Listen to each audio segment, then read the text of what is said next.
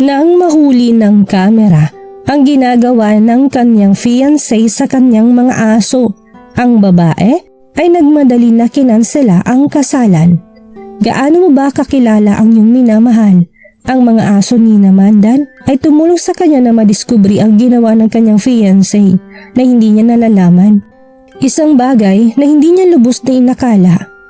Sa istoryang ito, isang magkasintahan sa Rio de Janeiro, Brazil ang nabaliktad ang mundo matapos madiskubri ang nakakagulat na relasyon ng kanyang partner sa kanyang mga alaga. Sa edad na 26 na taong gulang, si Nina Mandan ay nagpapatuloy sa kanyang maayos at magandang buhay sa magandang syudad ng Rio de Janeiro, Brazil. Ang dalawa niyang French Bulldogs na sina Victoria at Gucci ay naging mabuting parte ng kanyang pamilya. Nakaplano na rin ang kasal ni Nina sa kasintahan niyang si Rafael Herm. Gayunpaman, ang kasiyahan ni Nina ay nagsimulang masira nang mapansin ang kakaibang inuugali at kinikilos ng kanyang aso. Sa kabila ng kakaibang apeksyon ni Rafael sa kanyang mga alaga, sina Victoria at Gucci ay nakakadama pa rin ng takot at pagkairita. Sa bawat lumilipas na araw at linggo ay walang nabago at mas lalong lumala lamang ang kakaibang ikinikilos ng mga aso. Sa tuwing papasok si Rafael sa kwarto, ay para bang natatakot sila na hindi maintindihan. Pumupunta agad sila sa isang sulok kapag sinusubukan silang lambingin ni Rafael. Binaliwala ni Nina noong unang kanyang pagtataka, pero nagbago na ito nang mapansin na niya nang mapansin ang mga nagiging sugat at pinsala sa katawan ni Victoria at Gucci. Sinubukan ni Nina na ikonsulta sa vet ang dalawa niyang alaga, pero maging ang vet ay walang masabi kung ano talaga ang dahilan ng pagiging irritable ng mga aso. Hindi rin maipaliwanag ng vet ang posibleng dahilan ng mga sugat ng aso, maliban sa may ibang gumawa nito sa kanila. Ugalis lamang dahil sa matinding nilang paglalaro. Hindi naman natuwa si Nina sa paliwanag na yun, lalo't walang kasiguraduhan sa mga kasagutang kanyang nadinig. Pero wala na siyang magagawa pa. Ang sitwasyon ay mas lumabo pang maging maayos at sa bawat paglipas ng oras ay mas lalo lamang naguguluhan ang isip ni Nina. Hanggang sa isang araw, ang sitwasyon ay dumating na rin sa hangganan nito.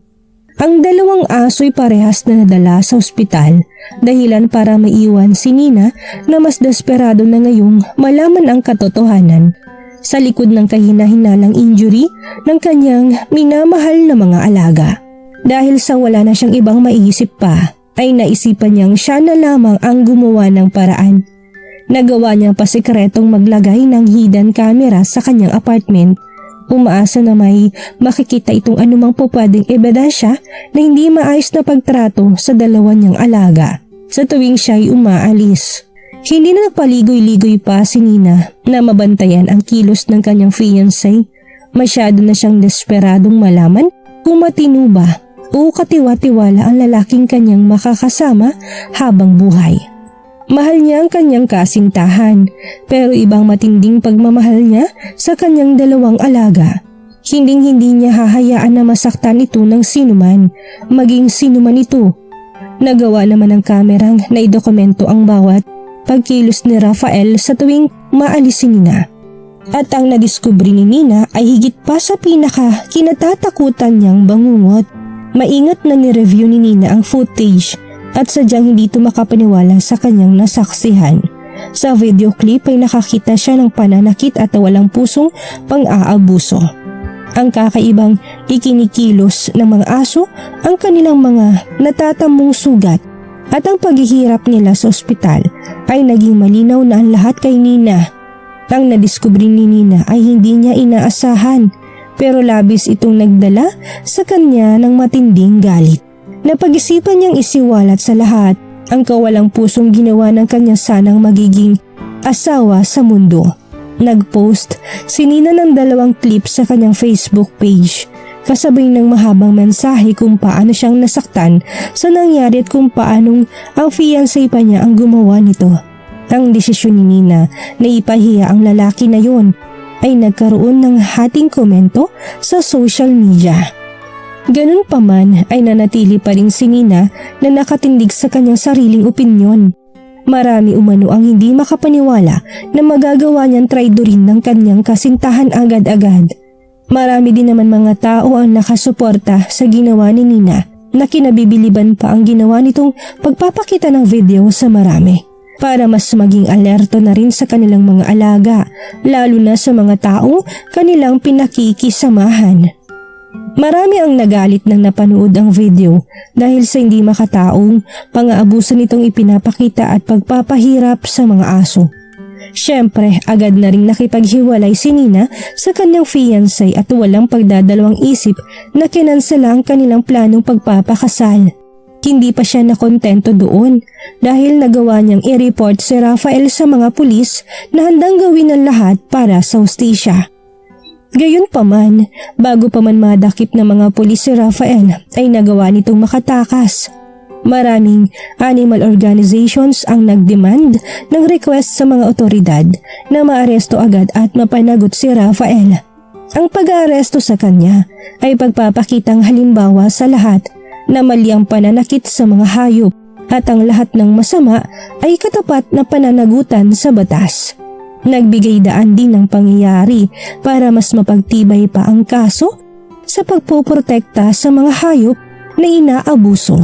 Matapos ang lahat, si Nina kasama sina Victoria at Gucci ay nakahanda na ngayong magsimulang muli sa buhay. Sa isang interview sa isang Brazilian news network ng Globo Extra ay tinampok ni Nina ang matinding pagtatraidor sa kanyang nararamdaman. Kung paano sinira ng lalaking dapat niya magiging asawa ang buo niyang pagtitiwala.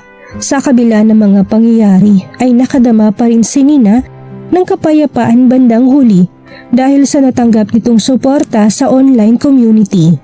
Ang pagsuportang natatanggap ni Nina sa marami ang nagbibigay lakas sa kanya sa masakit niyang pinagdaanan habang nakikipaglaban ng lahat para sa hustisya ng iba pang mga hayop na naabuso ay tinuon muna ni Nina ang kanyang pansin na magbigay at mapaglaanan sina Victoria at Gucci ng maayos na lugar na mapaglalaruan at pagmamahal na sa kanila'y nararapat.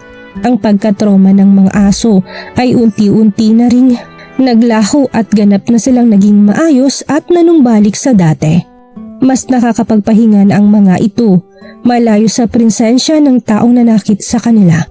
Pinagpapasalamat ni Nina na ganap niyang nailayo sa muntik ng kapahamakan ng kanyang mga alaga na ngayon ay halos magaling na. Ang naging pangyayari kay Nina ay naging paalala sa karamihan sa sakit na iniindat hindi masabi ng mga hayop sa tuwing sila'y nakakaranas ng pang-aabuso. Ang ginawa niyang pagsisiwalat sa katotohanan ay hindi lamang nagpaligtas sa kanyang mga alaga. Sa isang mundo kung saan ang ating mga alaga ay umaasa sa atin ng proteksyon at pagmamahal, ay responsibilidad natin palagi ang kanilang kaligtasan. Isang hustisya para sa mga nilalang na hindi kaya magsalita para maprotektahan ang kanilang sarili. Saaning nagustuhan niyo ang kwentong ito? Maraming salamat po.